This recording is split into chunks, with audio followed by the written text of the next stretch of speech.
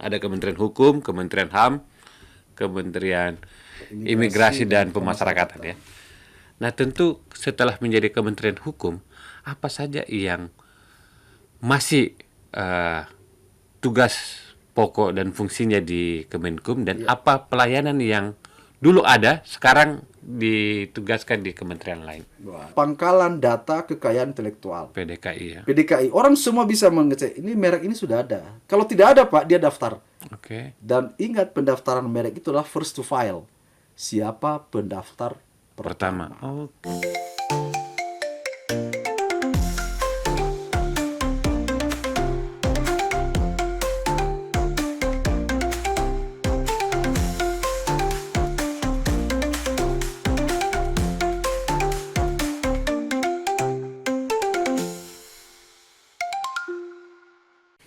Tribuners, kita bertemu lagi dalam acara Tribun Podcast bersama saya Jumadi Mapangandro, pemimpin redaksi Tribun Manado. Pagi ini Tribun Manado kedatangan tamu spesial yang akan menjadi narasumber kita kali ini, yaitu Bapak Kepala Kantor Wilayah Kementerian Hukum Sulawesi Utara, Bapak Kurniaman Tela Umbanua SHMH, kandidat doktor. Gitu Pak ya? Ya, terima kasih Pak Ju. Selamat datang Pak di kantor kami. Terima kasih juga sudah meluangkan waktunya. Saya tahu Pak Kakanwil sangat sibuk, apalagi mau melakukan transformasi di saat setelah pemekaran Pak ya. Benar. Dan itu masih menyempatkan waktu ke studio kami. Sekali lagi terima kasih Pak Kakanwil.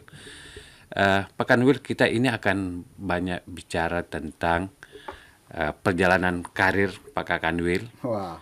Sampai dengan tugas dan fungsinya setelah dimekarkan ini menjadi 3 kementerian. Ya.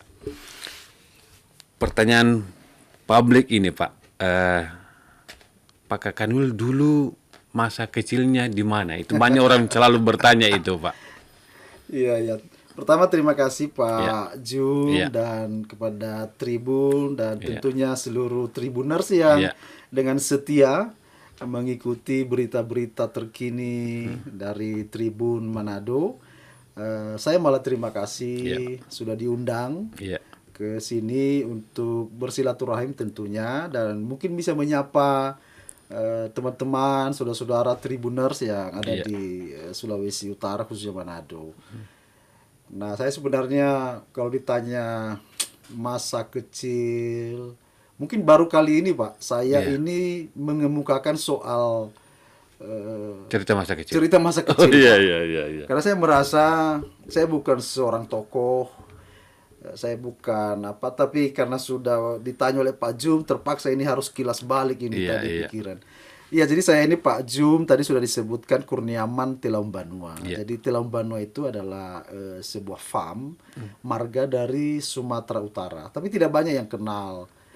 Biasanya kalau Sumatera Utara itu identik dengan Batak, kalau Simatupang, Sirai. Tapi Tela Umbanua itu Sumatera Utara tapi bukan Batak. Tapi saya itu lahir dan besar di salah satu kabupaten di Sumatera Utara, namanya dulu namanya Kabupaten Nias, Pak. Di Pulau Nias itu. Pulau Nias. Jadi Kepulauan Nias dulunya, Kepulauan Nias itu satu kabupaten. Tapi setelah dimekarkan sekarang menjadi 5 kabupaten kota. Nah, dia adalah sebuah kepulauan yang terpisah dari daratan Sumatera, Pak. Jadi saya lahir di sana 1975. Sampai menamatkan pendidikan di tingkat SMA, saya di Nias, Pak. Nah, jadi bisa dibayangkan tahun-tahun 80-an itu informasi, transportasi, komunikasi itu sangat terbatas. Saya masih ingat waktu masih kecil, yang namanya televisi itu, saya baru bisa menonton televisi itu ketika saya kelas 1 SMA, Pak. Itu pun di tetangga, Pak. Karena memang itu satu barang yang berharga. Sehingga informasi-informasi kita belajar itu kita memang hanya mengandalkan berita-berita, dulu terkenal koran-koran ya. Jadi kita mengandalkan itu. Jadi saya besar di sana, saya ini adalah anak pulau. Karena Kepulauan Nias itu dikelilingi oleh lautan, dan saya anak pantai juga. Jadi saya senang dengan laut, karena dari kecil saya dibesarkan di sana. Jadi mulai dari tingkat dasar sampai dengan menengah atas SMA, itu saya ada lahir di Nias, Pak. Itu Pak Jum sekilas. Orang tua waktu itu keren. Ya, jadi orang tua, karena Nias itu adalah kepulauan dan laut, jadi orang tua bapak almarhum itu pekerjaannya dulu nelayan, Pak. Beliau itu dulu namanya SR ya, sebelum SD. Iya. Beliau itu tidak tamat dari SD lah kalau sekarang ya. Sehingga profesi almarhum itu dulu adalah intinya dia nelayan. Nelayan, sehingga saya lah yang suka ikut dengan beliau itu untuk melaut ya, di setiap hari bagi-bagi waktu. Nah, ibu almarhumah juga, beliau dulu lebih tinggi sekolahnya dari bapak dulu. Dia tamat SMP, sehingga punya kesempatan pada waktu itu menjadi seorang PNS golongan 1. Iya. Ya, golongan 1 di Kabupaten Nias. Jadi tapi pada dasarnya ya sebenarnya kita ini di Kepulauan Nias, kalau saya katakan dulunya ini salah satu kabupaten di masa-masa Orde Baru, termasuk daerah yang tertinggal dulu. Karena memang transportasinya itu sangat terbatas. Terbatas. Sekarang pesawat sudah agak sudah baik ya. Tapi dulu kita harus menjangkau Medan saja, kita harus naik kapal dulu ke Sibolga. Iya. Itu 8 jam itu bermalam di laut dengan kapal kayu pada waktu itu. Kemudian dari Sibolga kita harus ke Medan, menempuh jalan darat 8 jam lagi. Itu susahnya dulu transportasi ya. Transportasi, sehingga kita sedikit terbelakang pada waktu itu.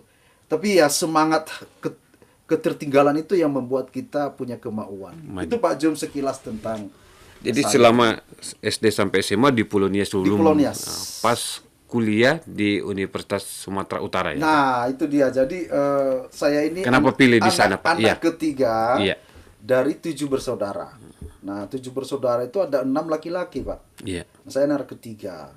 Nah, dulu kedua orang tua karena sulitnya ekonomi, dulu target beliau itu adalah kalau bisa tamat SMA.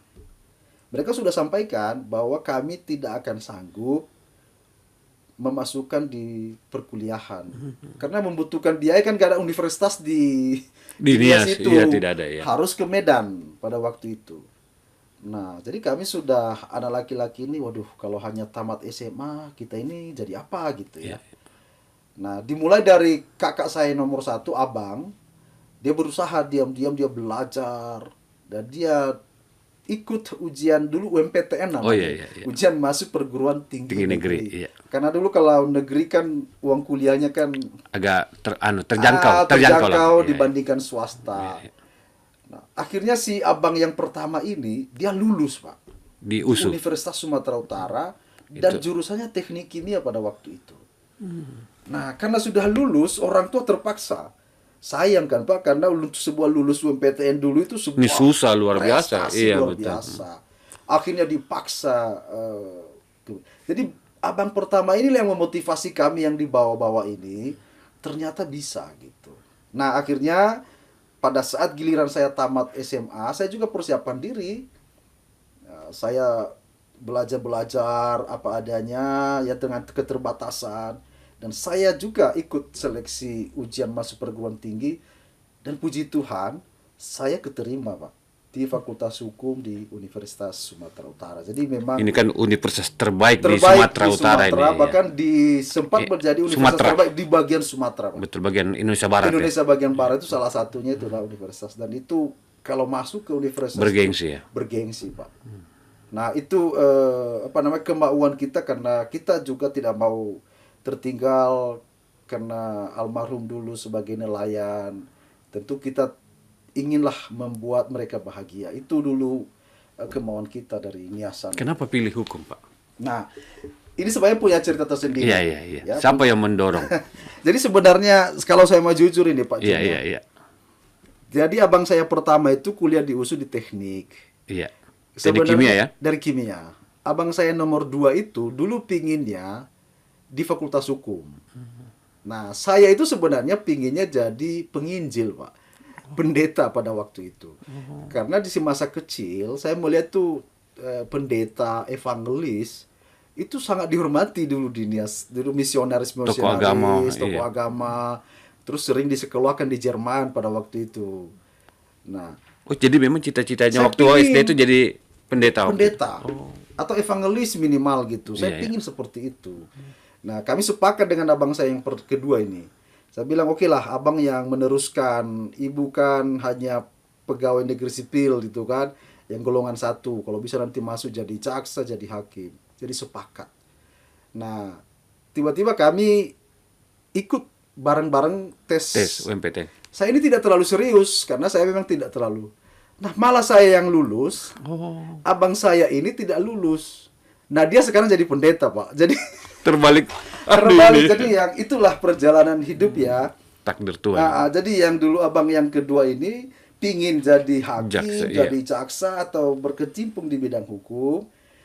Justru beliau yang jadi pendeta sekarang di Nias sana. Pak Kurniawan yang mau jadi pendeta masuk Masuk di hukum gitu. tukaran ini. Tukeran aja, Pak. Iya, iya. Tukeran aja. Jadi sama-sama melayani Iya, juga. iya, iya. Nah, tapi Melayani masyarakat. melayani masyarakat hanya berbeda. Jadi itu kenapa saya pilih itu sebenarnya ada ceritanya. Nah, akhirnya saya katakan ini jalannya yang maha kuasa. Akhirnya abang saya juga sudah fokus menjadi hamba Tuhan yang sangat digunakan dan terberkati di sana, dan saya juga bisa meniti karir di Kementerian Hukum. Gitu Pak Jum. Iya. Sejarahnya. Pas lulus dari USU, Pak, langsung Nah, itu saya tamat dari USU itu tahun 99 atau tahun 2000 ya. iya. Nah, pada waktu itu saya ini keberuntungan lagi nih. Iya, iya. Karena 98 sama-sama kita tahu, dulu kan habis reformasi. Iya. Dulu tuntutannya kita itu dulu karena saya ikut terlibat dalam demo-demo itu. Betul, betul. Angkatan Tuntutan 98 kita dulu berarti ya. 98. Jadi kita tuntut dulu tidak boleh ada KKN. Iya. Nah, kesempatan bagi kami generasi yang tamat di tahun 99, Iya. kemudian di era reformasi dibukalah penerimaan Iya. pegawai. Pada waktu itu Pak, mungkin di jajaran kami itu mungkin 100% atau 90% itu gak ada yang berani dulu main-main. Akhirnya kita lulus murni pada waktu itu. Jadi seluruh angkatan saya itu ada yang ke hakim, ada yang ke jaksa. Nah, kebetulan waktu itu saya melamar di namanya Departemen Kehakiman dulu. Kita masih sama dengan pengadilan pada waktu Iya, itu. iya. Jadi saya tes sekali saja, kemudian diumumkan lulus CPNS di Satu kali Sumatera tes, Utara. Pak, ya? Satu kali tes.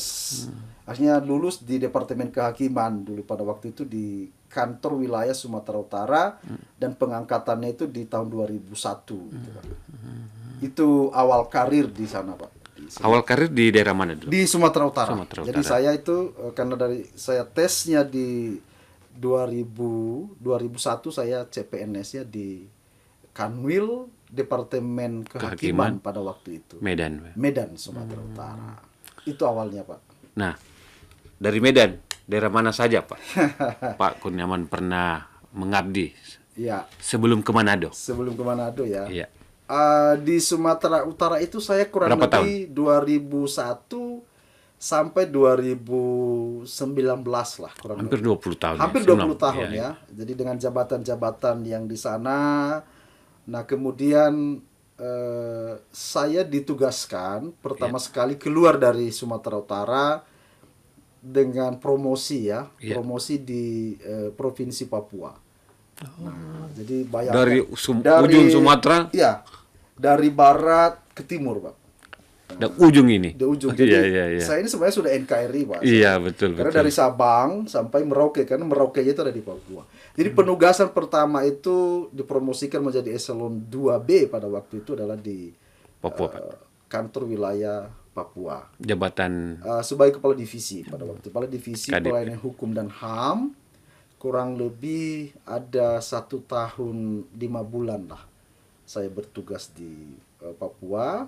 Kemudian dirotasi lagi, dipindahkan lagi penugasan di Provinsi Bengkulu. Kembali ke Sumatera. Kembali ke daratan Sumatera. Iya. Tapi kelewat tengahnya, Pak. Oh, lewat tengahnya. Oh ya, Tengahnya. lewat Sulawesi dan Jawa Iya, ya. jadi padahal saya pingin dulu Iya. biar lengkap. Iya. Jadi 3 waktu itu saya jalani gitu. Iya. Waktu Indonesia bagian barat, bagian tengah, dan bagian timur. Wita dan WIP sudah. Nah, WIT dan WIP sudah. Witanya belum. Iya, Witanya belum. Iya, Wita. iya. Saya dulu berharap setelah dari Papua, pinginnya di tengah, Pak. Ya. Nah, sebelum lagi kembali ke WIP. Tapi ya itu perjalanannya dari Papua ke Bengkulu. Bengkulu. Berapa tahun Bengkulu, Pak? Kurang lebih 1 tahun 1 bulan di sana. Nah, dari Bengkulu kemudian dipromosikan menjadi eselon 2A di Direktorat Jenderal Kekayaan Intelektual. Haki ya. Haki ya, Iya, iya. Haki. Jadi saya sebagai direktur merek dan indikasi geografis. Kurang lebih saya bertugas di sana 2 tahun, saya hitung-hitung 9 bulan ya. Hampir 3 tahun. Sebagai direktur, dan dengan transformasi pemekaran ditugaskan kembali di Indonesia bagian tengah. Jadi Lengkap betul ini. lengkap juga, lengkap. Jadi yang dulu pinginnya sebelum direktur, saya pingin ke tengah dulu. Iya, iya. Tapi saya di Jawa dulu, di kementerian dulu, Di pusat, iya. baru di tengah. Jadi saya ini sebenarnya sudah paripurna kalau soal daerah ya. Iya, geografis sudah. Geografis. Jadi saya ini sudah dari Sabang sampai Merauke. Gitu Pak Ju. Iya, iya, iya. Cerita iya. karirnya Nah, nih. dari perjalanan banyak daerah tadi, Iya. Pak, pengalaman apa yang menurut Pak Kurniawan sangat berkesan atau sulit dilupakan selama ditugaskan di Kementerian Hukum dan HAM? Ya semua daerah sih punya Iya. kesannya. Iya. Punya kesan, punya keunikan tersendiri, punya cerita tersendiri. Semuanya baik, suka dan dukanya. Tapi kalau ditanya mana yang paling berkesan sampai sekarang dulu ya, Iya, Pak. kita tak tahu, nanti bisa jadi yang paling berkesan lagi di Manado. Iya, Barangkali iya, bisa iya. jadi. Iya. Ini Tapi belum lah. belum Iya, iya. final. Iya, Tapi belum yang final, sudah ya. dijalani, barangkali pengalaman yang sampai hari ini tidak bisa saya lupakan ketika kami ditugaskan di daerah Papua. Apa yang berkesan di sana? Pertama, saya bisa bersosialisasi, bahkan tinggal bersama penduduk di sana. Misalnya di daerah Bia, di pulau-pulau, di Nabire, menelusuri sungai gitu. Itu sesuatu menurut saya yang saya tidak pernah membayangkan bisa tidur di sana, bisa bersama-sama dengan penduduk sambil sosialisasi dengan metode dan gaya sesuaikan dengan Kemampuan masyarakat kemampuan masyarakat di sana. Jadi berbeda kalau di Medan kan formil ya. Iya. Formil, dan itu sudah lebih akademis kalau kita ngomong. Tapi pendekatan dengan di sana itu berbeda. Dan itu lengket di hati, dan mungkin kalau tidak penugasan belum tentu saya bisa ke sana. Jadi sampai hari ini menjadi sesuatu yang tantangan baru. Iya. Karena baru pertama sekali juga saya ditugaskan keluar dari daerah Sumatera Utara dan mendapatkan penugasan di tempat, dan saya melihat potensi teman-teman di Papua. Kalau kita memang sungguh-sungguh melayani di sana, memberikan pelayanan terbaik, itu potensinya luar biasa, Pak. Teman-teman itu persaudaraannya baik sekali dengan kita, dan mereka supaya pingin majunya, pingin asal kita bisa mendekati. Ini sampai sekarang tidak bisa saya lupakan. Saya pernah tugas di pedalaman di Papua. Luar biasa, Pak. Dan mudah-mudahan kita ini belum final nih, Iya, Pak. iya. Ini 10 Masih tahun, perjalanan masih lagi. banyak perjalanan. Iya. Bisa jadi ada lebih berkesan lagi nanti. Iya. Nah, ketika Pak Kakanwil ditugaskan, dapat tugas menjabat sebagai Kakanwil di di Sulawesi Manado. Utara, apa yang Pak Kakanwil bayangkan pertama itu? Iya. Yang pertama karena mungkin Iya. dipengaruhi oleh sebelum saya di Manado ini, saya hampir 3 tahun di kekayaan intelektual. Iya. Jadi saya selama 3 tahun itu betul-betul fokus memang Iya. membangun kekayaan intelektual. Yang pertama sekali saya bayangkan itu ketika, walaupun saya sudah pernah ke Manado, tapi kan hanya dinas-dinas biasa Iya. Yang pertama, ini daerah potensinya luar biasa, hanya saja belum digali. Iya. Apa saja? Misalnya budaya, adat istiadat, karya-karya seni, kehidupan masyarakat dan kulinernya gitu. Iya. Dan daerah wisatanya ini belum tersentuh secara apa namanya itu dengan upaya yang lebih keras gitu. Saya ini potensi luar biasa. Nah, karena saya 3 tahun itu terfokus Di Haki. di KAI itu banyak hal yang bisa kita dorong di Sulawesi Utara ini dengan keindahan alam. Misalnya misalnya Bunaken ya, Iya. atau di Tomohon. Banyak festival bunga, ada daerah wisata, dan kita kaitkan misalnya kalau kita mendorong budaya-budaya itu dilindungi dengan kekayaan intelektual. Iya. Justru kita tampilkan di sana itu menjadi daya tarik. Dan saya kasih contoh misalnya Pak Iya. Jum. Di Bali itu ada namanya garam amet. Itu sudah indikasi geografis itu. Nah, garam amet itu selain produknya sudah dikenal di dunia, tapi dia menjadi daya tarik wisata, produk garamnya itu. Apanya yang dilihat wisata? Iya. Mereka buat festival garam amet setiap tahun. Oh. Kemudian turis-turis wisatawan senang melihat bagaimana pembuatan garam itu sampai jadi garam. Garam amet. Dan di sini kan banyak, Pak. Iya. Kuliner-kuliner kita bisa Betul. menjadi daya tarik wisata. Nah, tentu saya senang bisa mendapatkan penugasan Tugas di di sini yang dulu di cancel dulu ya, pinginnya Iya. ke tengah. Nah, Iya. sekarang saya pingin. Jadi yang pertama, ya saya membayangkan ini potensi alamnya, ini pasti Budaya. menyenangkan. Dan budaya, kemudian keterbukaan masyarakat ini pasti tidak sulit saya diterima Terima. itu yang pertama, Iya, Pak. iya. Sehingga saya tidak ada beban gitu.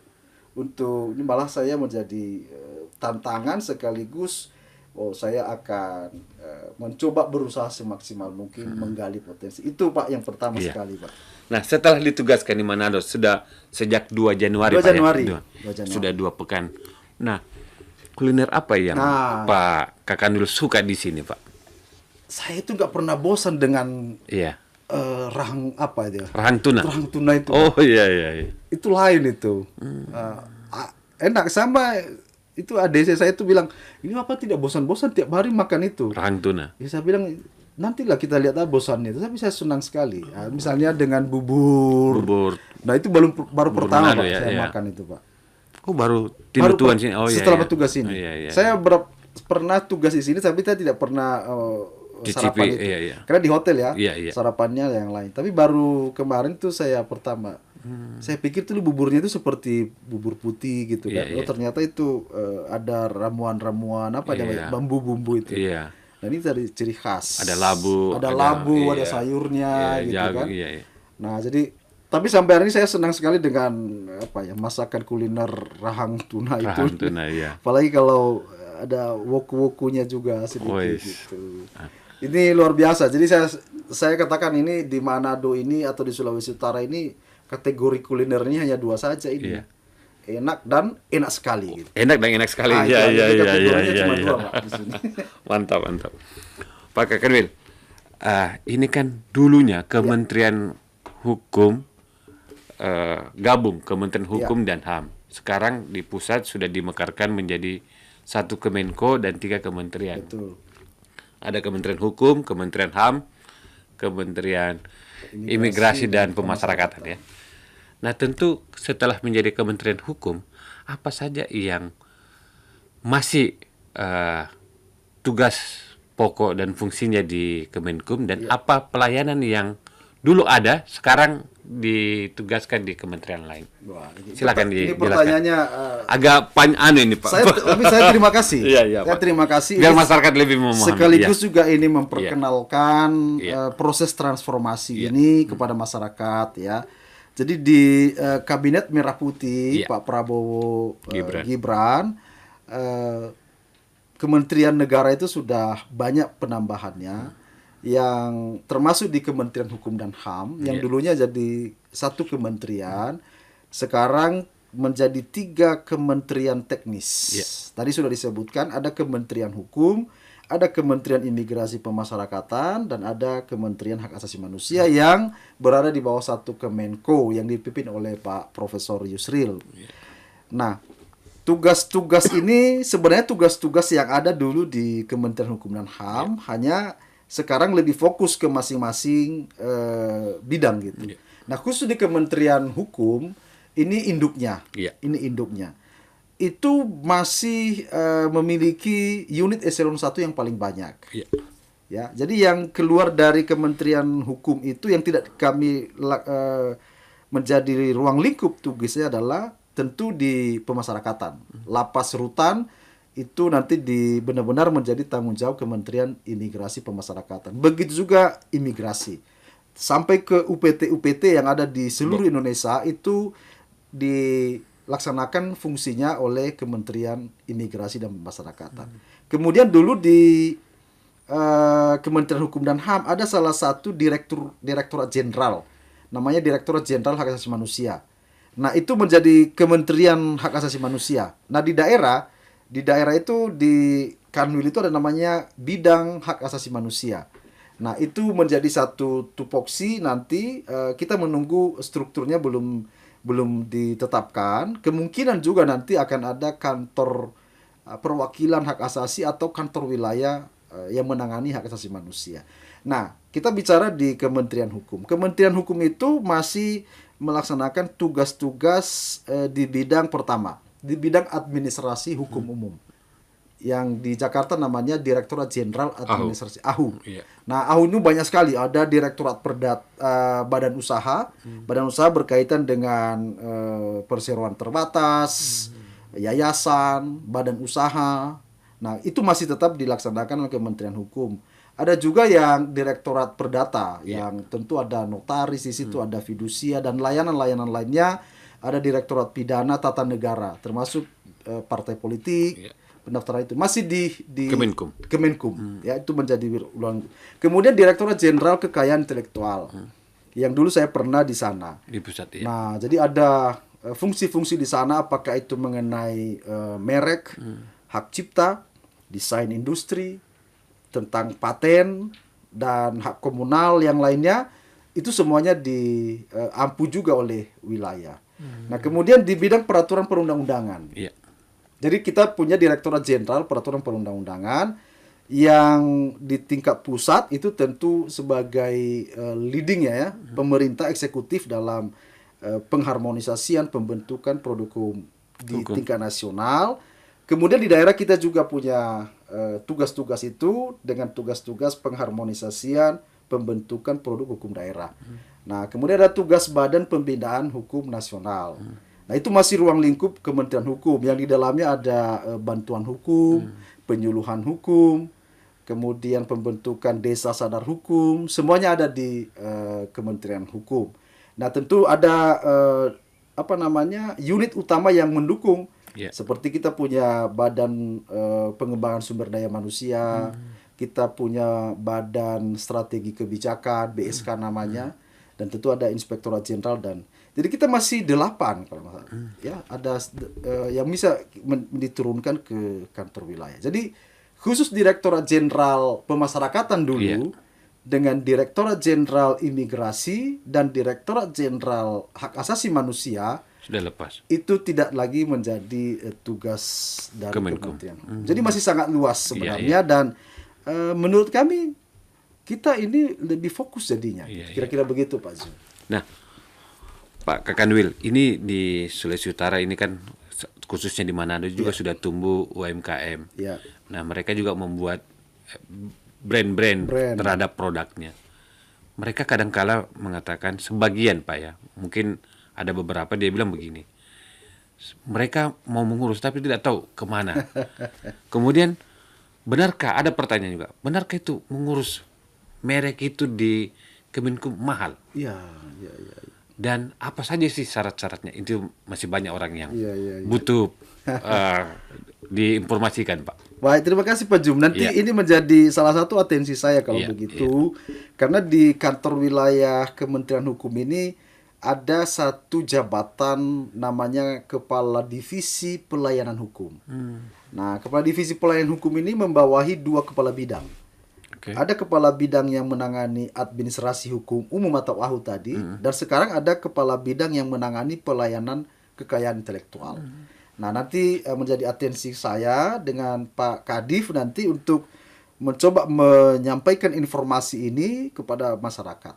Nah, khusus untuk merek saya tahu bahwa karena ini dulu Pak, dulu barangkali ya. Kita bicara dulu-dulu dengan birokrasi sebelum kita mendorong birokrasi yang apa namanya ya, transparan, cepat.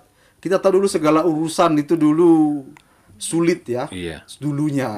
Tapi telah dicanangkan wilayah bebas korupsi, good governance. Nah sekarang jadi cepat. Nah sebenarnya tidak sulit ya mendaftarkan sebuah brand, merek UMKM. Bahkan pemerintah memberikan insentif sebenarnya atau semacam kemudahan. Jadi misalnya dari segi biaya. Jadi di biaya di PNBP namanya, pendapatan negara bukan pajak, UMKM itu hanya 500.000 untuk biaya pendaftaran mereknya. Yang bisa digunakan seumur hidup Pak. Dengan 10 tahun, diperpanjang lagi 10 tahun, diperpanjang lagi 10 tahun. Jadi hanya 500.000 sebuah UMKM mendapatkan sebuah brand. Dilindungi negara 10 tahun. Kalau dia ingin perpanjang sampai anak cucu boleh gitu. Tapi 10 tahun itu kan saya pikir. Kalau umum, misal bukan UMKM, itu jaraknya biayanya itu beda Pak. 1.800.000. Jadi UMKM itu 1.300.000 itu diberikan kemudahan. Nah sekarang sudah online sebenarnya. Sudah online sebenarnya, masyarakat bisa menggunakan ini ya, gadget pun bisa. Nah barangkali di wilayah kita punya operator KI yang bisa membantu memfasilitasi, dan di perguruan tinggi mungkin di pemerintah daerah mungkin ada sudah berdiri yang namanya sentra KI, sentra KI namanya, kekayaan intelektual. Jadi mereka akan memfasilitasi. Tapi pada prinsipnya waktu kami bertugas sebagai direktur merek dulu, kita setiap tahun itu ada punya program namanya MIC, Mobile IP Clinic pada waktu. Mobile itu artinya kantor KI itu mobile di seluruh provinsi. Jadi kita ada kegiatan pada waktu itu, petugas-petugas pendaftaran kita, para pemeriksa merek itu kita bawa ke daerah-daerah. Termasuk di Sulawesi Utara ini, nanti masyarakat langsung bisa mendaftarkan di situ, konsultasi dibantu. Jadi tidak sulit sebenarnya dengan sistem online, tidak ada tatap muka. Jadi cukup 500, tapi dengan catatan bahwa merek yang diusung itu benar-benar hasil karya original. Kebanyakan itu Pak Jum, karena dia sudah melirik ada merek yang sudah lebih maju. Nah dia pingin seperti itu. Nah akhirnya ditolak. Jadi mungkin di atensi kami itu yang saya sebutkan tadi, ketika pertama saya mendengar saya ditempatkan di Manado, salah satu yang di pikiran saya itu adalah bagaimana menggali potensi-potensi, karena kekayaan intelektual itu Pak Jum, ini adalah poros baru ekonomi gitu. Apa sih manfaatnya harus itu Pak didaftarkan? Mungkin masyarakat mau tahu juga itu. Iya. Jadi kalau kita lihat sekarang, dulu kalau orang-orang terkaya di dunia itu dulu pasti menyebut nama-nama Hasanal itu ya, Bolkiah, karena punya tambang gitu. Dulu yang menguasai kekayaan itulah yang punya perusahaan batu bara, nikel gitu ya. Tapi sekarang kalau kita lihat perkembangan 9 dari 10 orang terkaya dunia itu basis kekayaannya itu bukan tambang lagi. Bukan tambang, Pak. Tapi yang punya aplikasi Gojek. Yang punya ini itu kan, yang punya Microsoft, yang punya FB, Facebook, Twitter, WhatsApp. Itu yang kaya Pak, dia tidak punya perusahaan tambang gitu, tapi itu yang paling kaya. Nah, kalau kita lihat data juga, ternyata di dunia ini negara-negara yang memiliki pendaftaran perlindungan KI, apakah itu merek, paten dengan teknologi ya, itu biasanya identik dengan negara itu paralel Pak dengan kemajuan. Misalnya Amerika Serikat, Jepang. Semakin banyak negara di situ ada patennya, makin makmur. Makin makmur Pak. Jadi paten itu pengaruhnya. Nah, kita pingin sebenarnya minimal para UMKM kita ini memelihara kualitas produknya. Kita tidak tahu Pak, banyak dulu produk-produk yang dulu mungkin kecil ya, tapi sekarang sudah. Dulu mungkin kafe-kafe seperti kita lebih suka dulu Starbucks ya. Nah sekarang kopi kenangan sudah lebih menjamur. Lebih menjamur lagi. Janji Jiwa misalnya. Itu kan produk-produk ini. Jadi kita pingin produk-produk kita misalnya di Medan itu ada namanya bolu meranti namanya, Pak. Bolu meranti. Pada bolu biasa juga memang punya khas tersendiri, tapi karena sudah memiliki nama, akhirnya kalau mau ke Medan itu ya oleh-olehnya itu. Nah, di sini kan mungkin ada makanan-makanan khas Iya. yang diproduksi oleh UMKM kita. Barangkali kita daftarkan dulu produknya supaya apa? Pertama, supaya dilindungi sudah pasti. Tidak diambil orang, Pak. Iya. Nah, orang ngintip sekarang ini, barang-barang, tengoknya misalnya ada sebuah produk, sudah terkenal tapi belum didaftar. Kan sekarang mudah mengeceknya, Pak. Oke. Di mana? Di PDKI namanya, Pangkalan Data Kekayaan Intelektual. PDKI ya. PDKI, orang semua bisa mengecek, ini merek ini sudah ada. Kalau tidak ada, Pak, dia daftar. Oke. Dan ingat, pendaftaran merek itu adalah first to file. Siapa pendaftar Pertama. Oke. Jadi banyak orang yang hidup dengan merek, Pak. Kalau KFC itu dia sudah tenang-tenang, udah meninggal orang yang punya, hanya turunannya. Tapi kalau Anda pakai merek 3 Bayar huruf, royalti. bayar royalti, Pak. Jadi sama juga dengan restoran-restoran terkenal sekarang, sederhana, ya kan? Iya. Kalau mau dirikan sederhana silakan saja. Jadi kita pingin mendorong itu di Sulawesi Utara ini. Kami sudah punya program-program untuk berkoordinasi dengan stakeholders, terutama pemerintah daerah. Itu Pak Jum, secara sekilas di awal tahun ini. Iya.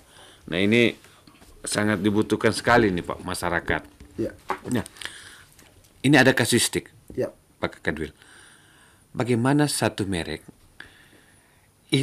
katakanlah ya, nama mereknya gelas, katakanlah begitu Pak. Oke. Tapi gelas itu dia nama orang. Gelas ini nama orang. Nama acara lah. Oke. Tapi kemudian dibuat dalam bentuk judul buku. Oke.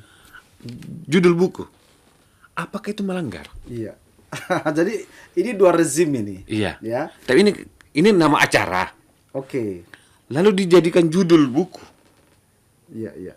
Apakah itu pelanggaran merek? Oke. Jadi saya terangkan dulu Iya, ya. iya. Jadi kalau merek itu adalah tanda Iya. yang dilengketkan di sebuah produk. Oke. Ya, itu namanya merek.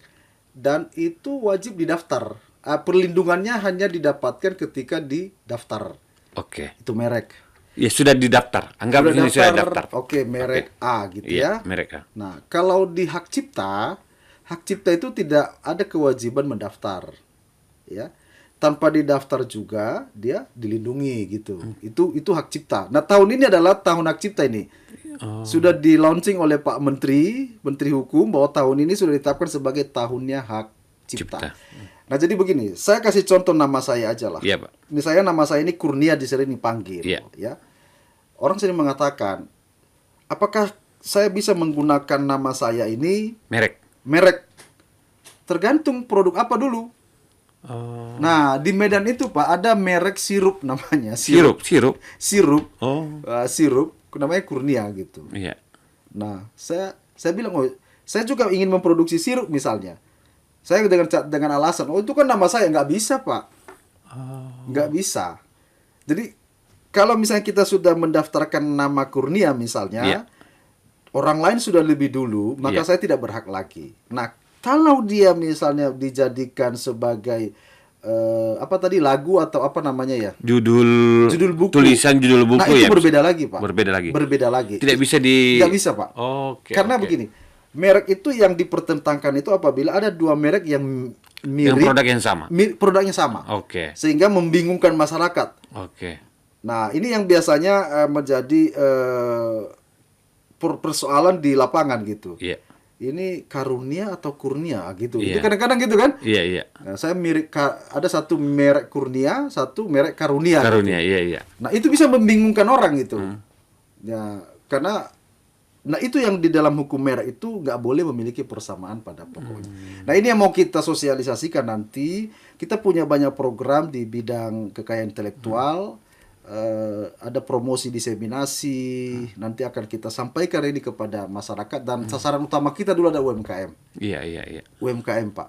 Dan bukan hanya itu Pak, di bidang administrasi hukum umum, saya sudah sampaikan bahwa UMKM sekaligus bisa juga mendaftarkan sebagai perusahaan, katakanlah sebagai perusahaan sebagai perseroan perorangan. Itu nanti akan kalau nanti Tribun punya apa namanya ruang nanti Iya. kami ingin digunakan, Pak. digunakan Pak, kalau Silakan. bisa nanti mensosialisasikan ini gitu. Kami Jadi kulit-kulitnya saja dulu oh hari ini. siap. Pak Kakanwil, Siap. terkait pengurusan yayasan, Iya, iya. perusahaan terbatas PT, CP itu juga kan wilayah Wilayah. tugas pelayanan Iya. Kemenkum, Pak ya. Iya. Nah, pertanyaan orang biasanya, Pak, apa sih yang kan banyak orang yang membuat sekarang yayasan, Pak. Iya, iya. Nah, dulu biasanya orang langsung ke pusat katanya, Pak. Iya. Sekarang kan boleh juga di daerah, Pak ya. Melalui notaris. Melalui notaris, Pak ya. Iya, melalui notaris. Oke, setelah dia membentuk yayasan, Pak, bagaimana kalau misalnya juga yayasan ada kemiripan juga, tidak boleh juga begitu, Pak? Nah, jadi gini, itu soal badan hukum ya. Iya. Jadi badan hukum itu pengesahannya itu ada di yang saya sebutkan tadi, Direktorat Jenderal Iya. Administrasi Hukum Umum. Iya. Tetapi karena badan hukum itu apa namanya, diproses melalui teman-teman para notaris. Oh, oke. Jadi ada Sismin Bakum namanya, Sistem Administrasi Badan Hukum. Jadi ada di AHU online itu, nanti dia yang punya akun itu. Nah, di dalam perseroan terbatas perusahaan itu ada juga berlaku penerapan nama. Ya. Jadi kita tidak boleh sembarangan mengambil nama badan hukum orang lain gitu. Nah, makanya kita cek dulu, ada prosesnya itu untuk pesan nama dulu. Kalau ada yang sama, itu biasanya tidak bisa, Pak. Memiliki persamaan juga. Nah, sebenarnya di merek berlaku juga. Jadi bisa gini, sebuah merek Iya. tidak boleh memiliki persamaan dengan nama badan hukum. Nggak boleh, Pak. Nggak boleh. Itu hukumnya. Itu pasti kita tolak. Jadi misalnya Pak Jum punya misalnya PT Jumadi, mohon maaf Iya, ya. iya. PT Jumadi gitu, yang bergerak di bidang apalah namanya, Anggaplah media. misalnya. Nah, kemudian tapi Bapak itu hanya mendaftar sebagai apa ya namanya? Perusahaan media. Urusan media, Iya. badan hukumnya ada di AHU gitu. Iya. Nah, tiba-tiba saya juga ingin mendaftarkan media saya dengan Jumadi. Iya. Tapi Bapak belum mendaftar ini di Iya. merek ini. Nah, itu ditolak, Pak, karena nggak boleh memiliki persamaan dengan Badan hukum. badan hukum orang yang sudah ada. Karena itu membingungkan nanti. Iya. Membingungkan Iya. nanti. Iya. Nah, itu memang aturannya seperti itu dan mungkin beberapa kalangan belum memahami yang Nah, kalau ada orang yang butuh informasi itu bisa ke Kemenkum. bisa ke kantor wilayah. Kita Iya. punya help desk di pusat layanan kita di kantor wilayah. Iya. Nanti masyarakat bisa nanti langsung komunikasi dengan help desk. Nanti help desk nanti akan menyambungkan ke apa namanya, petugas kita yang memahami secara substantif itu. Jadi kami himbau baik pelayanan di bidang kekayaan intelektual, Iya. di bidang pengurusan administrasi hukum umum, Iya. notaris, badan usaha. Kalau kurang lengkap informasinya, boleh langsung Ke Kanwil, Pak. ke kantor wilayah. Kita menyediakan Kalau layanan. kabupaten-kabupaten ada juga. Nah, itu dia persoalannya. Di Iya. kabupaten kota kita belum punya UPT ya. Nah, belum punya UPT, tetapi kita apa namanya? Kita pingin sebenarnya ada, kalau di khusus KI, Iya. kita pingin sebenarnya sentra-sentra KI itu ada di Oh, iya. kabupaten kota. Minimal kita punya link dengan Kabak Hukum barangkali ya. Iya. Yang bisa. Dan khusus untuk KI sebenarnya pemerintah daerah punya fasilitas ya. Mereka, saya tahu di setiap kabupaten kota itu ada yang menganggarkan pendaftaran merek misalnya. Dibantu oleh Pemda. Dibantu oleh Pemda melalui APBD. Nah, biasanya kita Ah, terkonek. itu belum banyak tahu mungkin. Nah, ya. itu Padahal sangat bisa dimanfaatkan bisa itu ya. dimanfaatkan itu. Nanti misalnya dari dinas terkait, OPD terkait, bisa nanti koordinasi dengan kantor wilayah.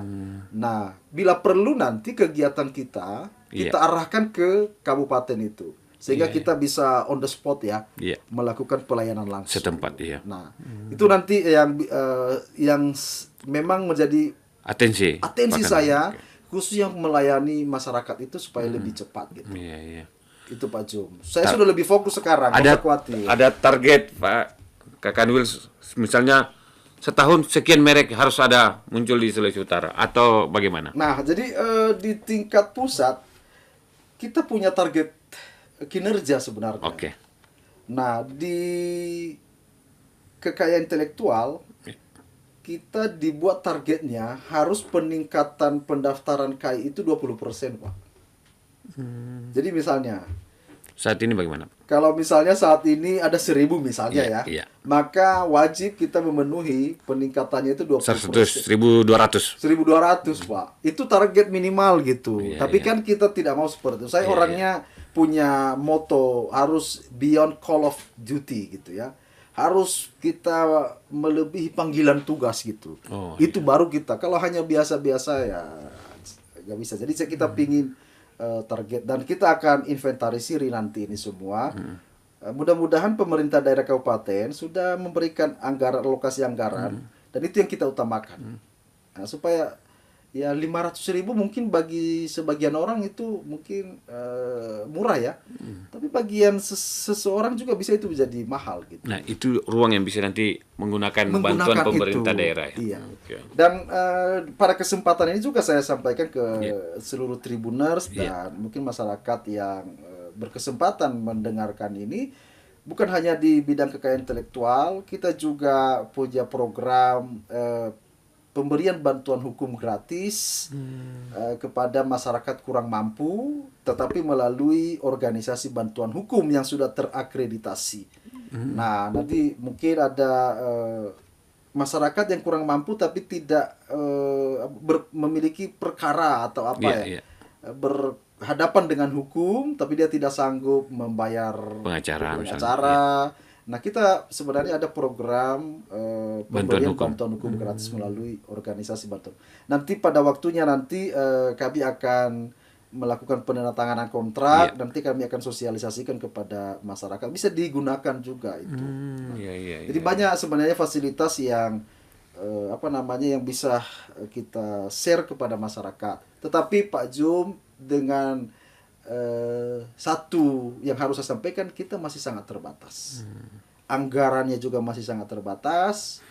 SDM kita juga masih sangat terbatas. Oleh karena itu sebenarnya kalau ini menjadi kerja bareng antara pemerintah daerah, seluruh stakeholders yang ada di sini, barangkali ini bisa kita semangat gotong royong. Iya, iya. Maka nanti saya akan coba berkoordinasi kepada seluruh kepala daerah. Itu tugas saya di awal tahun ini untuk membangun hubungan itu. Saya yakin mereka bukan tidak mau, hanya belum tahu informasinya gitu. Iya. Itu sebenarnya intinya. Saya yakin kepala daerah punya visi misi yang untuk kesejahteraan masyarakat. Hanya memang jalurnya, birokrasinya memang harus kita dekatkan. Jadi itu Pak Jum, harus kerja bareng baru bisa jadi ini. Wah, ini kabar gembira untuk masyarakat Sulawesi Utara ini, Pak. Pak Kakanwil, saya dikode oleh operator ini, katanya sudah hampir 1 jam ini. Wow, ini nggak terasa ya? Tidak terasa Pak Kakanwil. Mungkin terakhir Pak Kakanwil, apa harapan Pak Kakanwil sebagai Kakanwil di Kemenkum Sulawesi Utara dan masyarakat untuk mendapatkan akses pelayanan di Kemenkum, Pak? Ya, tentu di jajaran saya, Iya. saya akan membangun prinsip pelayanan prima, itu dulu. Saya akan menyiapkan kapasitas teman-teman di jajaran yang punya integritas sehingga memberikan pelayanan terbaik. Karena kalau itu tidak dibenahi, percuma kita ini. Jadi saya terus mengawal ini karena kantor wilayah Kementerian Hukum sudah mendapatkan predikat wilayah bebas dari korupsi. Jadi tidak boleh ada sedikit pun penyelewengan lagi, tidak toleransi untuk itu. Dan bukan hanya integritas, termasuk kapasitas petugas kita dan memberikan pelayanan terbaik. Nah, tentu kepada masyarakat kita juga ingin masyarakat juga memberikan masukan, termasuk media. Saya sampaikan kemarin di pencanangan zona integritas, media penting untuk memberikan masukan, bukan hanya sekedar menyebarluaskan informasi, tapi juga mengoreksi pemerintah sehingga kita bisa ini. Dan mudah-mudahan masyarakat di Sulawesi Utara pada umumnya dan Kota Manado yang lebih dekat dengan ini menjadi salah satu, barangkali masing-masing kita menjadi agen memberikan informasi ini kepada masyarakat. Itu harapan saya, sehingga Sulawesi Utara ini bisa berada di tingkat kelas nasional, bila perlu tingkat dunia Pak. Gitu. Iya. Terima kasih Pak Kanwil.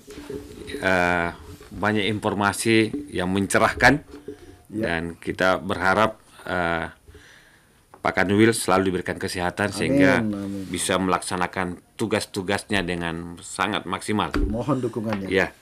Tribun Manado akan selalu siap membantu Pak. Terima kasih Iya. Pak Jum. Demikian Tribuners perbincangan kami dengan Bapak Kepala Kantor Wilayah Kementerian Hukum Sulawesi Utara, Bapak Kurniaman Tale Umbanua ya, SHM Hum, kandidat doktor. Kita doakan sebentar lagi menyelesaikan gelar doktornya di Universitas Trisakti. Mudah-mudahan perbincangan kita memberikan banyak manfaat dan berikutnya kita bisa lagi bertemu dalam acara yang lain. Terima kasih, salam Tribun.